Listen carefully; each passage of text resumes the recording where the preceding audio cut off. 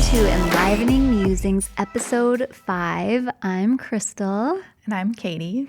And we are so excited for part 2 of the postpartum period.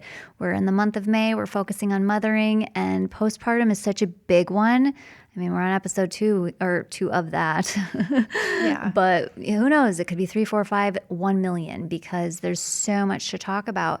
And yet that's something that nobody's talking about. Well, people are. People are starting to talk about it. But preparing for the postpartum period is something that often still, even though people are talking about it a little bit, gets neglected. You are sitting here spending all this money, doing all of this stuff to prepare for just a baby coming, so all the baby things, and you're investing in your birth, whatever that's going to look like, and just going full on preparing for birthing day. And then you give birth, and then postpartum comes, and it's like, oh, Yeah. here I am. I wasn't prepared for this at all. And I'm just going to jump into the fact that, you know, we were talking before this just for a minute and saying how when you're a young mom, there's so many things you don't know. Like even in birth, well, caveat from there to here or here to there. You know, you're going to give birth to a placenta, and that's going to be after you birth your baby. And, you know, how much is that talked about? And then the after pains, how much are the after pains talked about? Mm-hmm. And then that leads right into this immediate postpartum and thereafter postpartum. Right. And what can you expect? All you have is people sitting there saying, you better sleep now. I know. Just like the worst. And yet it's true. But it's true, and we all do it. I mean, I think one thing that I try to tell moms, whether I'm seeing them before they have the baby, I usually end up seeing a lot of moms postpartum. And honestly, they could be 10, 20 years postpartum. They're still a postpartum mom. It's such like a rite of passage, and it's such an initiation. It's like a death process. Absolutely. Because I don't know many women that won't admit that at one point during the labor delivery process, they didn't feel like they were going to die. And I don't mean this to scare people, because that's not the case, but it is so intense, and it's an initiation, and you are born into motherhood. Yep. And that in itself just deserves so much like support and acknowledgement, I think, for women to know that. You're not just like going to give birth. Like, you're going to go through an experience, whether it's medicated or not, or cesarean, it doesn't matter. You're going to come out on the other side, and you won't really know who you are.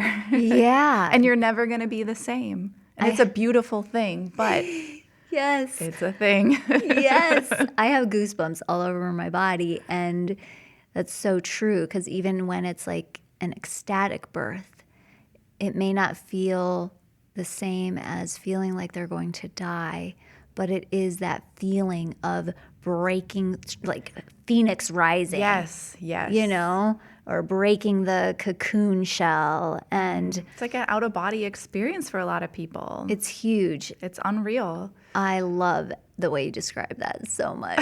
It's so perfect. It's so true. And exactly the initiation and being born into motherhood. Oh. Yeah. And I think if more women just know that, and you don't have to understand it, because we don't. We go through initiations all the time in life. We go through death processes all the time. And sometimes they're great and sometimes they're really hard, but it's just what it is. Mm-hmm. And there's nothing you can do about it. You're just going to go through it, and you're going to come out the other side. And Right. Just try not to resist. Yeah. Because resistance is where it makes it feel even worse if it does feel and that's yucky. like part of what can happen when labor stalls and things too. I know we're talking about postpartum, but we can't help but talk into that delivery process. And it kind of comes back with the things you want postpartum is that feeling of feeling safe and in control. And there are going to be times during like pregnancy, labor, delivery, and postpartum where you're not going to feel in control.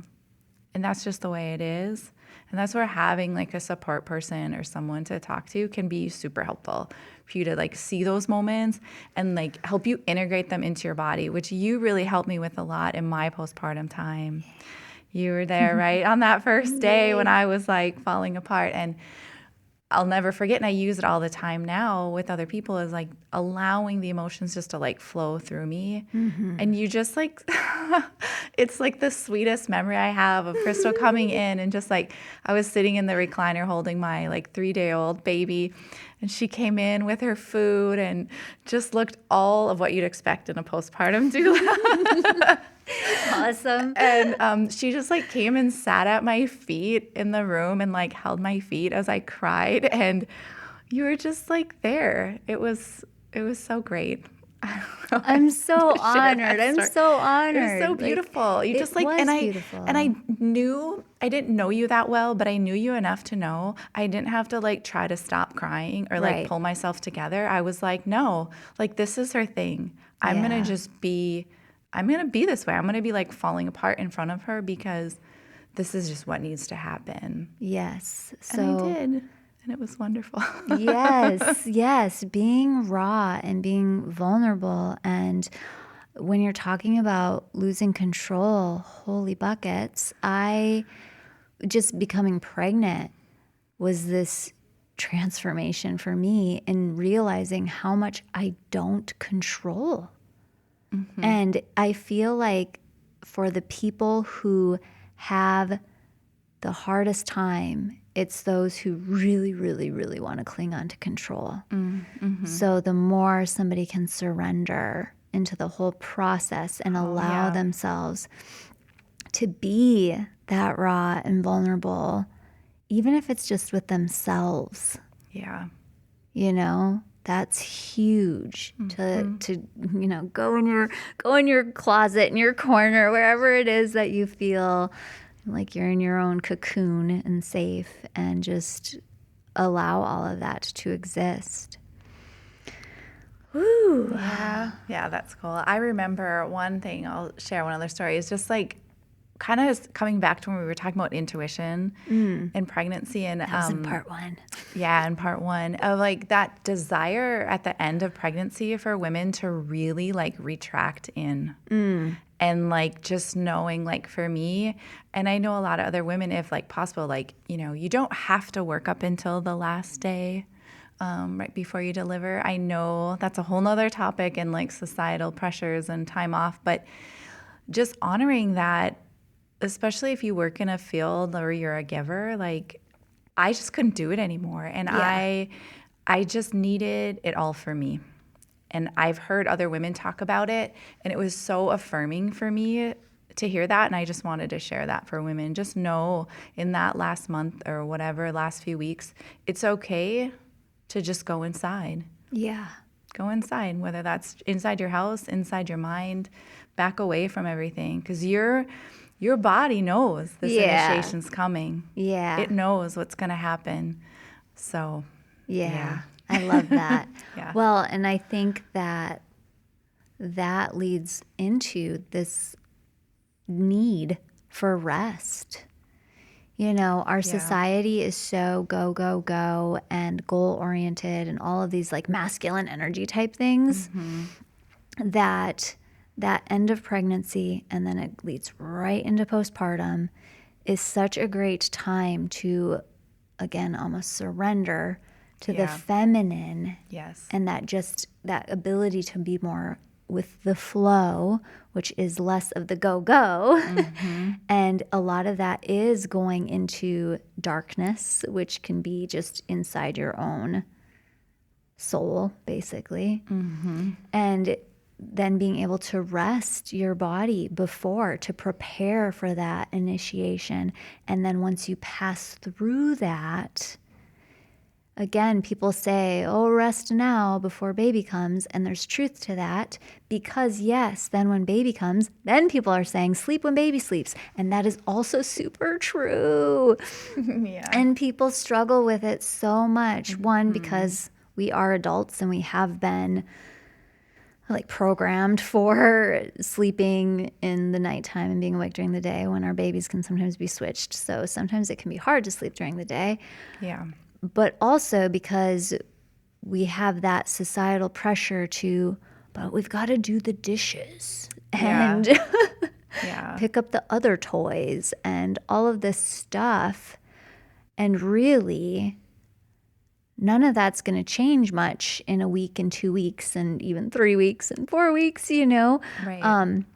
If you can just rest when baby rests and really sleep and relax and be able to just let your nervous system feel that peace and calm that comes when you're resting and how much healing takes place. Yeah. Yeah. Yeah. Because we talked about that in an earlier episode about how when you're relaxed and in that peaceful state, that's when your body can heal. Yeah. And when you're in that anxiety, fight or flight state, your body is just in survival mode. And it's not very good at doing the tasks of just healing and maintaining all organ functions and stuff when we're in that place. So yeah, that's such good advice. And it can be really hard, but you just do the best you can. Right. And that's where it's really great to line up support people. So maybe that is a time when you have somebody come in so that way they can be with the baby for a little bit so you can rest or you can just take a shower or whatever that is, or they can do the dishes. And, in part 1, we talked about nourishing foods.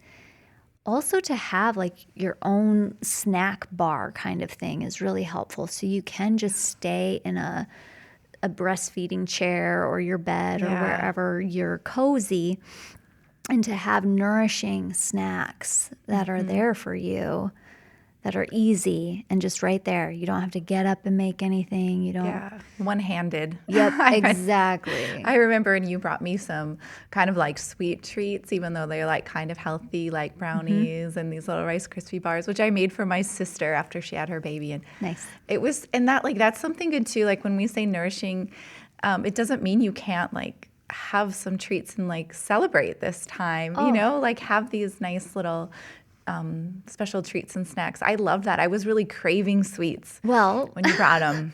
Because you need them, actually.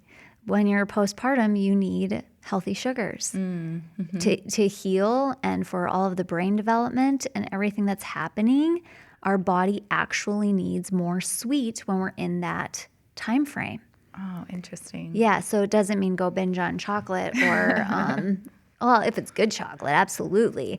As long as it's not making you feel, caffeine. Right. Sometimes sugar can make you feel a little more anxious. But more like the honeys and maple syrups and things that are of that nature. Dates. Dates. Oh my gosh. Yeah. My mom brought me some dates and they were the best thing I'd ever had. Those are so good postpartum because they have iron in them, especially if they're quality dates. They have a nice iron ratio. I don't know the word I'm looking for right now. But there is a recipe that I've made other moms postpartum. I don't think I made that one for you. That's a date milk. Oh and my gosh, that sounds good. It really helps totally chill out the nervous system, and it's really nourishing, and it's warm, and it's sweet, and it's awesome. Nice. Wow. But I know when we were talking about rest earlier, we kind of wanted to talk a little bit more about rest and then also kind of jump into cycle health. So I know there were some things you wanted to talk about. Lochia is one of the things that I was thinking about, and how women will do too much. Their lochia, their postpartum bleeding will go away. and then they'll do too much, and then they'll start bleeding again, and they hate it when you say you need to rest, and yet it's so true. It's true. But I'd love to turn the table to you to talk more about that. Yeah. Well, one thing I heard, and I just wanted to share it too because it was so profound for me to hear it, is to realize, like, after you give birth, the placenta wound is in your body, and it's about the size of a dinner plate. So think if you knew someone that had like a wound that big on their leg. Like, you would never want them to be like up cleaning and doing stuff or like shoveling the sidewalk. Like, so I just wanted to put that out there for women to know, because I didn't know that until like in the last year or two. So I just think that alone is helpful to know. And also just to know about like lochia and like what it is. Like, it's not really active bleeding. It's just all the stuff that was in the womb space coming out, right? Yeah. So like the baby came out, and now all these fluids and things have to come out too. But yes, if you are getting too active, it can come back or stay longer. Some of the things that I've learned and use with women is to use steaming postpartum to help with that. It helps with a lot of other things too, but it can help like kind of move the lochia out faster, which helps with healing. It can help with that cramping that happens afterwards. And it just feels really good when we talk about bringing warmth to the womb. Mm-hmm. It's just so nice and cozy and feels so good in that space, and helps with the healing if there's any tearing or stitches. It's just amazing. So how soon can somebody do that?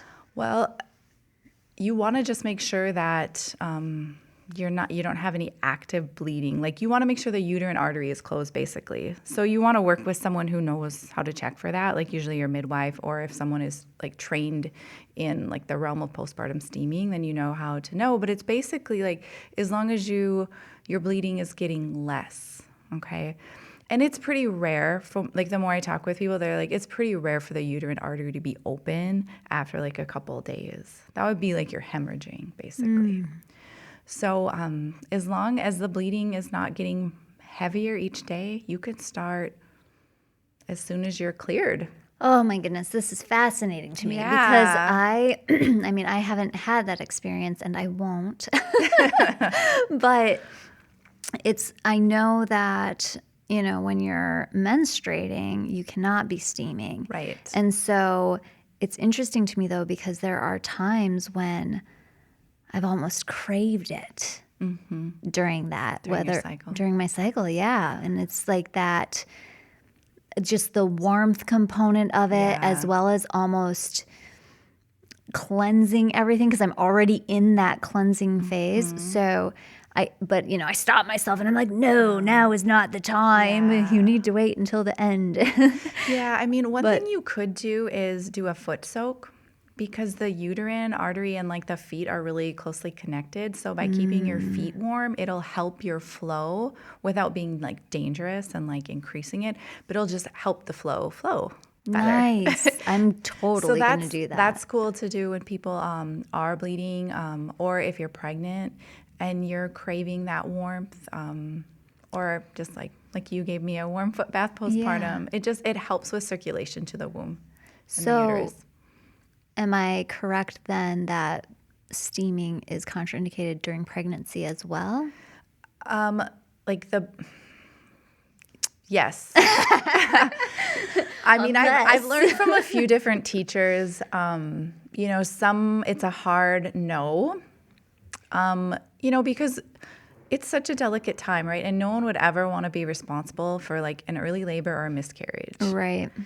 Other people who are like deeply more like indigenously trained in it, they're like, it's probably not, is what they will say, because I mean, sometimes women come in at like 42 weeks and you steam them, and that doesn't induce labor. Right. So it's a really delicate topic. I mean, for someone that's just listening, it's not something you want to just like mess around with. No, like this would not be, at all. Yeah, this would be something with like a trained professional, or if it's like part of your like indigenous culture to use these practices, then by all means, right, use that. But that's what I was thinking, that it would be kind of along those lines. yeah, You and know, even after, like if you're trying to conceive, like after ovulation, we wouldn't steam someone, or if they're using IVF or Right. something, right.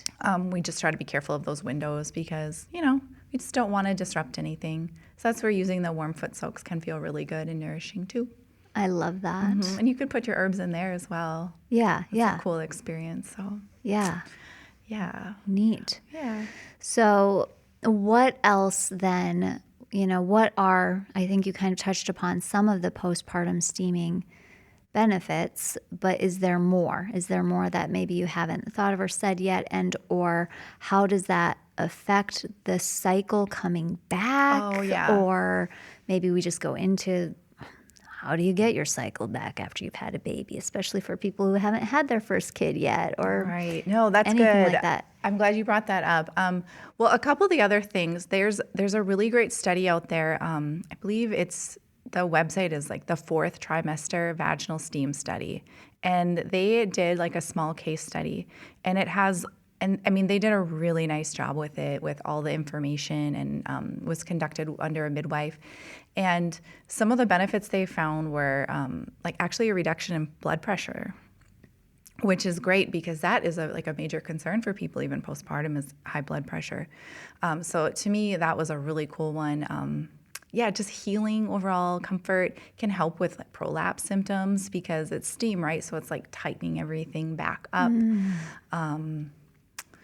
And it's also just like so relaxing for moms. So it can help with breast milk production at times because you get in that like relaxed, happy state, kind of that oxytocin sort of stuff. So it can be really good for that too.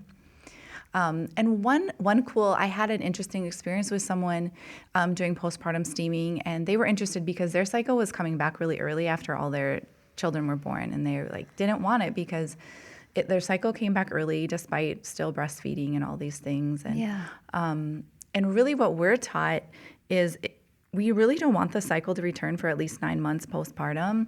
And there's no danger in it, in like delaying it. Like that's healthy for your body, because the way I look at it is kind of like a lot of my background in steaming was taught to me by someone who has a background in traditional Chinese medicine. And so I think of it like that blood of your menstrual cycle, like we need that nourishment during the postpartum time. So if we're like bleeding, it's taking some vitality out of us that we still Right. need. Yeah. So that's kind of my thought process behind it. But anyway, so working with this person, and they had not gotten around to starting steaming because your postpartum life, it gets busy sometimes. So we reconnected. Her cycle had returned. So I had, there's a few different herbal tea blends that I use that can help stop the cycle or any of that breakthrough bleeding. So she started on some of that, and it worked within like a day, which was great. So as soon as then it subsided, she started steaming with what I consider my gentle herbal blend, and her cycle has not come back, and it's been a few months now. Nice. So it's just like, that's so exciting for me because it just tells me like it's just giving so much nourishment to moms. That's what I feel when you're talking. Like I'm like, oh, nourishment. Yeah, it's so great. I mean, I used it after my 3rd child because I didn't know about it till then. And I had a C-section. And with C-sections, you want to wait about 6 weeks before you start. Okay. Because you can get some achiness on the scar. And I did have that even at 6 weeks. So I just did like a shorter time and lowered the heat and stuff, and did fine because it's a daily practice. You want to try to do it every day if you can. Nice. Yeah. That's Yeah. amazing. It is. And I think that's so cool. And talking about, like, when I've talked about cycles returning, it's such a common topic, I feel, in mom forums and things. Yeah. And no one understands, like, is it going to be 3 months? Is it going to be a year? Like, Right. there's no one tells you. Well, and it So we're is telling so you. different. I know a lot of people who their cycle returns at 4 months, just every single baby, 4 months. That's when it returns. And for me, it was all beyond 18 months. It was 18 months, 2 years, basically. And I know the components of like fat ratio. You know, when we have certain levels of fat ratio in our body, it can be easier to have your cycle return if you have more fat and harder if you have less fat. And so for me, here I am burning 1,000,000 calories breastfeeding and living my life and losing insane amounts of weight just because of my particular build and having breastfeeding on top of it. I'm the one who's starving postpartum, where like during pregnancy, I'll just eat normal. But once I'm postpartum and breastfeeding, give me all the food all the time. So for me, I felt like that made a lot of sense, that I would extend it. Plus I extend breastfeeding. I baby-led wean, you know? And so just having that be so many months seemed very natural for me, even though after, I think it was in part 1, I talked about, you know, my second was super easy. I thought maybe my cycle would come back faster. But then with her also, I was on a restricted diet because she had 1,000,000 allergies that were really intense, and eczema that tied into all of that. And so I eliminated all of these foods. So then I was now on this restricted diet and you know, still doing all of that. So that's why I think she hit the 2 years. With my third, I don't remember exactly now. And of course, she's the closest, but it was between 18 months and 2 years. Yeah. I mean, what do you think? One thing I feel like I kind of picked up this last time is like nighttime nursing. To me, when I started to taper down nighttime nursing is when my cycle came back. Yeah, that's but another factor. It's still pretty sporadic even now because I'm still breastfeeding. He's, I think, about 19 months now. But I think that might be something too. And I think a lot of women are, you know, like pumping and then having their partner feed the baby at night. And that's totally cool too. So you can get some rest. But that might be something that brings it back a little bit sooner too. So, but again, there are ways to kind of get it to go back away for a little bit. Yeah. So I love hearing different herbal things that are totally safe and just work so well.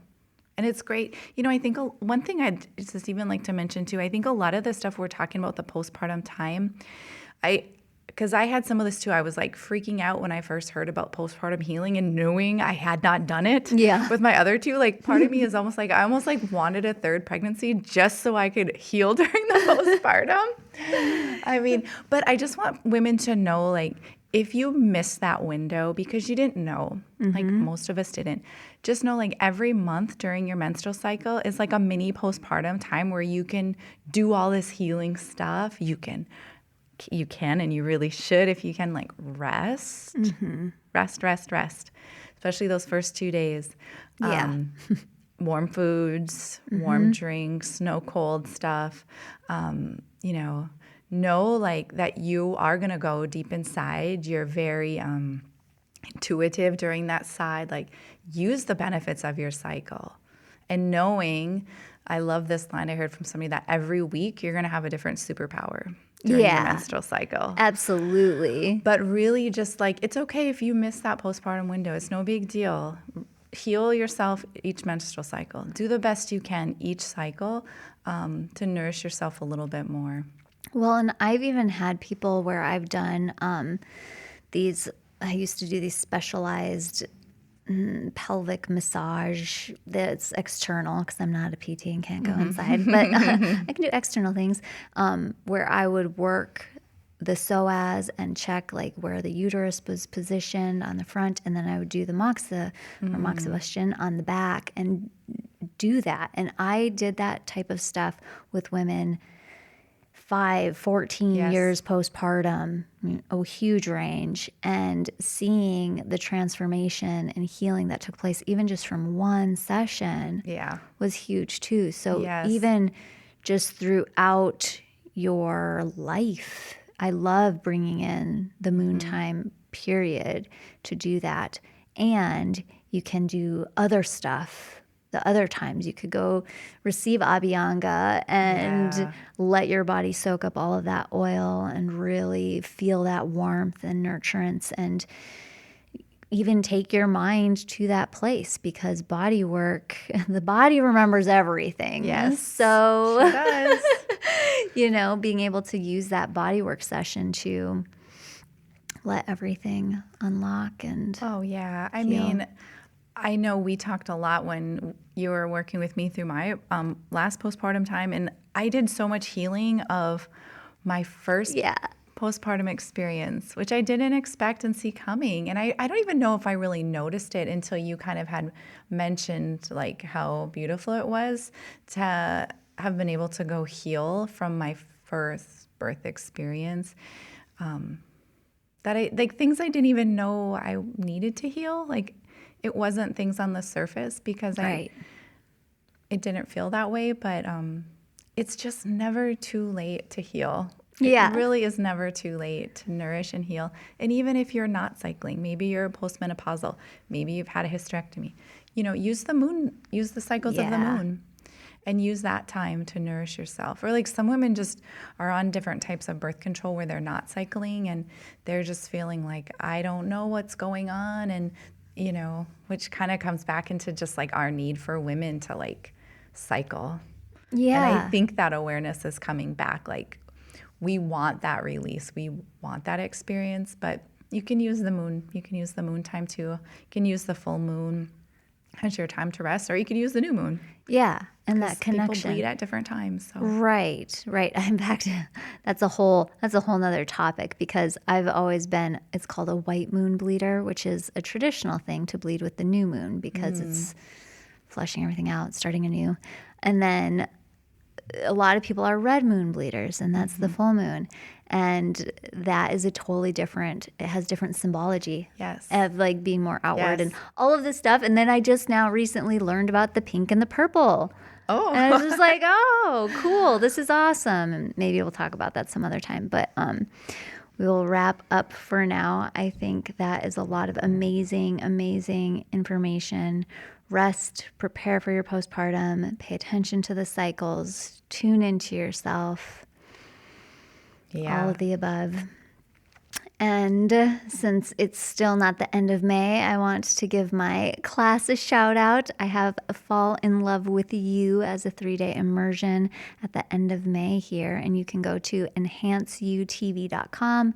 It's the word enhance, the letter U, tv.com. Under the Aliveness Academy, and sign up for that 3-day immersion and fall madly in love with yourself, because that's what the world needs. Absolutely. Crystal's immersions are so wonderful. You'll really enjoy it. You should sign up. Thank you. Awesome. We adore you. We're so glad you're here with us, and enjoy your day, your month, your cycle. Yes. Bye. Bye.